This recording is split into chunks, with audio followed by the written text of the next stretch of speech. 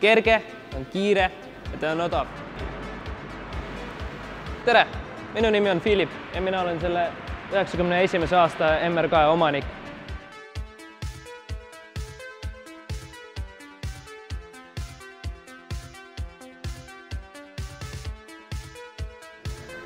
Ma oman seda autot juba 2 aastat ja ma ei kujuta ette endale parematki võimalikku varianti. Päris huvitav, kuidas jaapanlased leidsid siukse lahenduse, et teha kiiret, ägedat ja odavat autot. Ma olen selle auto ise ostnud umbes aasta tagasi ja enne seda mul olid veel teised MR2-d. Oli must-roheline. See kõik algas lihtsalt siis, kui ma olin veel 18-aastane, suht noor inimene. Ma praegu olengi noor, aga pole vahet. Sel ajal see oli siuke tunne nagu ma ei teadnudki sellistest autodest. Ma olin rohkem nagu Audi või tavaliste BMW-de, muude tavaliste autode fänn. Lihtsalt sõitsin nendega punktist A punkti B.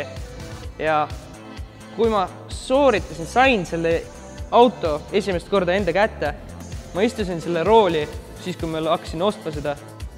See tunne, millal sa keerad seda võtit ja selle asemel, et sa kuulad tavalist vaikset häält, sa kuulad mingit siukest. Ta ei ole nagu V8 mingi selline, et mine ära, nüüd ma tulen.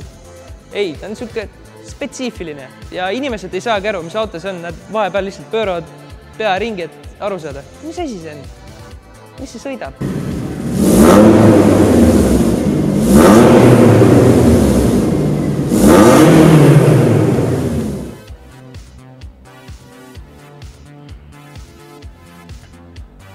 Need esimesed tunned, millel sa istud MR2-sse, sa oled justkui kapslis, see terve salong, see keskkonsool, see paneel, nad on tehtud nii, et oleks siuke tunne, et sa istud mingi hävitaja lennukis.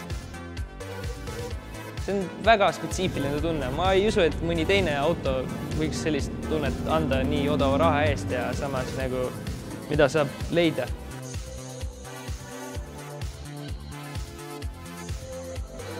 MR2-d ei ole päris kallid.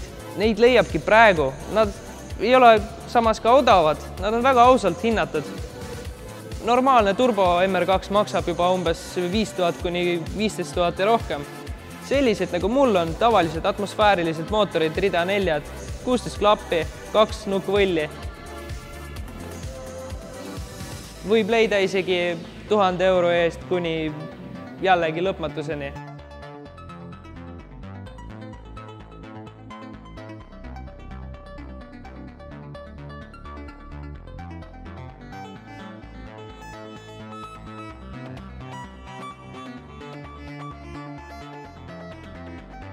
Konkreetselt sellel autol oli umbes 3 omanikku. Esimene oli Austrias. Ta ostis selle aastal 96. See oli aasta, millal ma sündisin. Ja kõik see ülejäänud aeg, see MR2 oli ainult ühes peres seal Austrias. Ja aastal 2015 toodi ta Eestisse. Peale seda ta seisis pikka aja Hiiu autodes müügiplatsil. Üks mu sõber ostis selle ära. Tol ajal mul oli ju teine MR2 musta värvi ja peaaegu täpselt samasugune.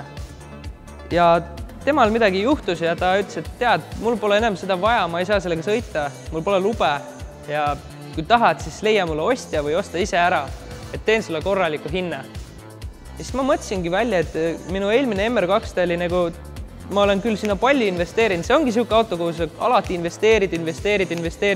See on nagu naine.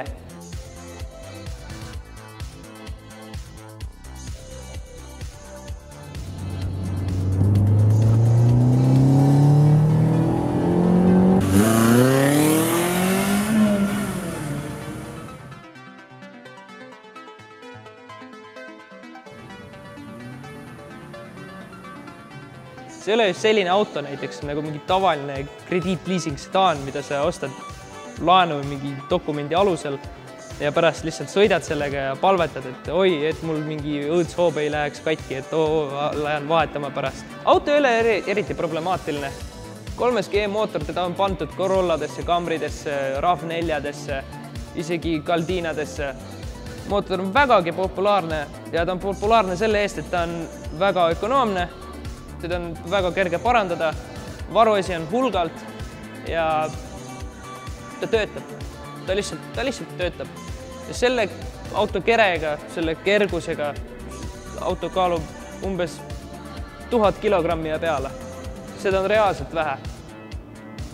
Selle mootoriga ta lihtsalt, kui sa vajutad gaasi, ta lihtsalt läheb.